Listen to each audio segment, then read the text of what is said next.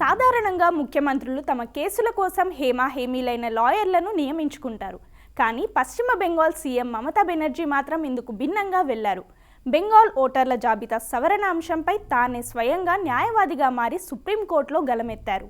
పశ్చిమ బెంగాల్లో ఓటర్ల జాబితా ప్రత్యేక సమగ్ర సవరణ పేరుతో దాదాపు 58 లక్షల మంది ఓటర్లను తొలగించారని మమతా బెనర్జీ ఆరోపించారు. కేంద్ర ఎన్నికల కమిషన్ తీసుకున్న ఈ నిర్ణయంపై ఆమె మొదటి నుంచి ఆగ్రహంగా ఉన్నారు.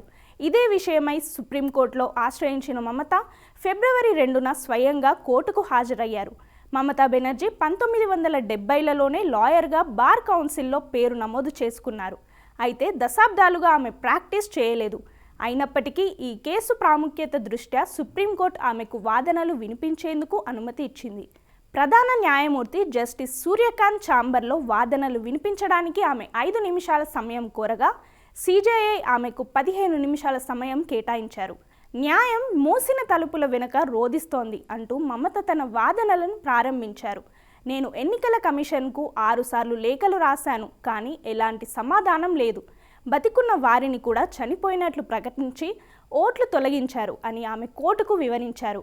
అలాగే బీజేపీ పాలిత రాష్ట్రాల నుంచి సుమారు 8,300 మంది మైక్రో అబ్జర్వర్లను తీసుకొచ్చి బెంగాల్ను ఉద్దేశపూర్వకంగా టార్గెట్ చేశారని ఆమె ఆరోపించారు. అస్సాం రాష్ట్రంలో పాటించిన నిబంధనలను బెంగాల్లో ఎందుకు పాటించడం లేదని ఆమె ప్రశ్నించారు.